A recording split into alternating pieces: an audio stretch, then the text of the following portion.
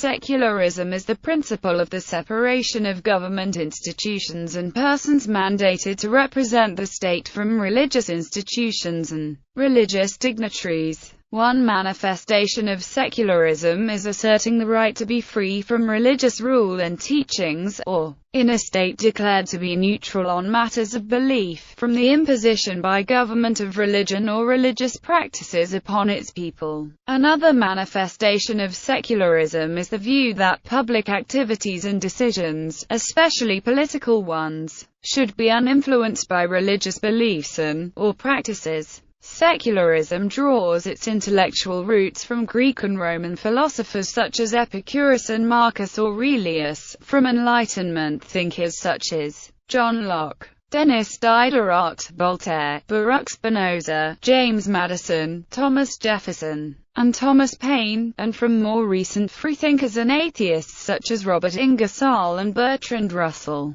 The purposes and arguments in support of secularism vary widely. In European laicism, it has been argued that secularism is a movement toward modernization, and away from traditional religious values. This type of secularism, on a social or philosophical level, has often occurred while maintaining an official state church or other state support of religion. In the United States, some argue that state secularism has served to a greater extent to protect religion and the religious from governmental interference, while secularism on a social level is less prevalent. Within countries as well, differing political movements support secularism for varying reasons. Overview. The term secularism was first used by the British writer George Jacob Holyoake in 1851. Although the term was new, the general notions of free thought on which it was based had existed throughout history. Holyoake invented the term secularism to describe his views of promoting a social order separate from religion, without actively dismissing or criticizing religious belief. An agnostic himself, Holyoake argued that secularism is not an argument against Christianity, it is one independent of it. It does not question the pretensions of Christianity, it advances others. Secularism does not say there is no light or guidance elsewhere, but maintains that there is light and guidance in secular truth, whose conditions and sanctions exist independently, and act forever. Secular knowledge is manifestly that kind of knowledge which is founded in this life, which relates to the conduct of this life, conduces to the welfare of this life, and is capable of being tested by the experience of this life. Barry Cosmin of the Institute for the Study of Secularism in a Society and Culture breaks modern secularism into two types: hard and soft secularism. According to Cosmin, the hard secularist considers religious propositions to be epistemologically illegitimate, warranted by neither reason nor experience. However, in the view of soft secularism, the attainment of absolute truth was impossible, and therefore skepticism and tolerance should be the principal and overriding values in the discussion of science and religion. State secularism. In political terms, secularism is a movement towards the separation of religion and government. This can refer to reducing ties between a government and a state religion, replacing laws based on scripture with civil laws, and eliminating discrimination on the basis of religion. This is said to add to democracy by protecting the rights of religious minorities. Other scholars, such as Jacques Berliner-Blau of the Program for Jewish Civilization at Georgetown University, have argued separation of church and state is but one possible strategy to be deployed by secular governments. What all secular governments, from the democratic to the authoritarian, share is a concern about relations between church and state. Each secular government may find its own unique policy prescriptions for dealing with that concern. Maharaja Ranjit Singh of the Sikh Empire of the first half 19th century successfully established a secular rule in the Punjab. This secular rule allowed members of all races and religions to be respected and to participate without discrimination in Ranjit Singh Darbar, and he had Sikh a Muslim and a Hindu representatives heading the Darbar. Ranjit Singh also extensively funded education, religion, and arts of various different religions and languages. Secularism is often associated with the Age of Enlightenment in Europe and plays a major role in Western society. The principles, but not necessarily practices, of separation of church and state in the United States and laïcité in France draw heavily on secularism. Secular states also existed in the Islamic world during the Middle Ages, due in part to the belief in the separation of church and state.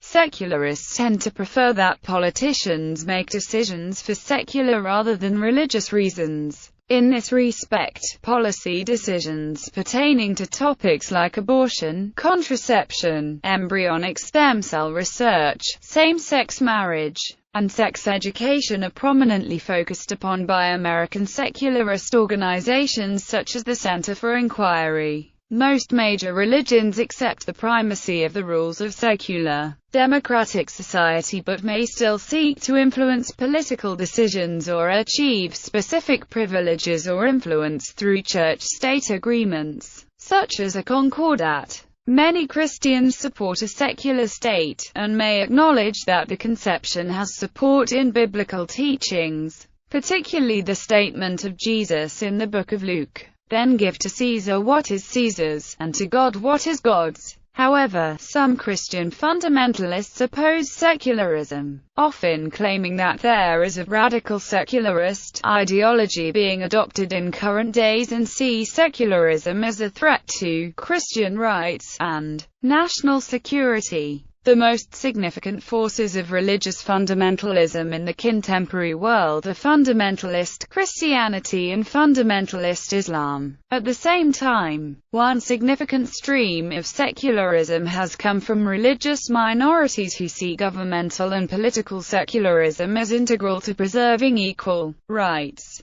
Some of the well-known states that are often considered constitutionally secular are USA, France, Mexico, South Korea, and Turkey, although none of these nations have identical forms of governance. Secular society. In studies of religion, modern democracies are generally recognized as secular. This is due to the near-complete freedom of religion, and the lack of authority of religious leaders over political decisions. Nevertheless, religious beliefs are widely considered a relevant part of the political discourse in many of these countries. This contrasts with other Western countries where religious references are generally considered out of place in mainstream politics. The aspirations of a secular society could characterize a secular society as one which refuses to commit itself as a whole to any one view of the nature of the universe and the role of man in it, is not homogeneous, but is pluralistic, is tolerant.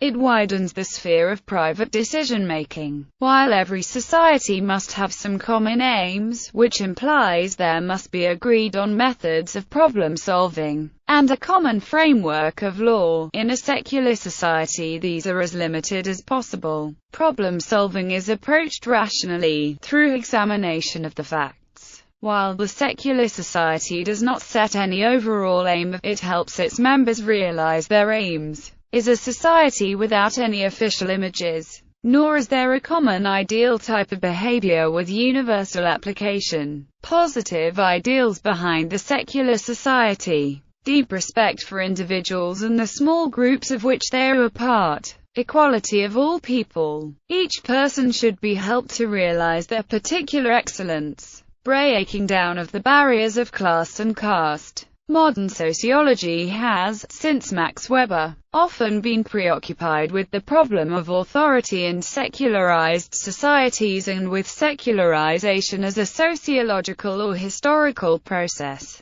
20th-century scholars whose work has contributed to the understanding of these matters include Carl L. Becker, Carl Loeth, Hans Blumenberg, H. Abrams, Peter L. Berger, Paul Benny Chow and D. L. Munby, among others. Some societies become increasingly secular as the result of social processes, rather than through the actions of a dedicated secular movement. This process is known as secularization. Secular Ethics. George Holyoake's 1896 publication English Secularism defines secularism as: secularism is a code of duty pertaining to this life, founded on considerations purely human, and intended mainly for those who find theology indefinite or inadequate, unreliable or unbelievable. Its essential principles are three: the improvement of this life by material means, that science is the available providence of man,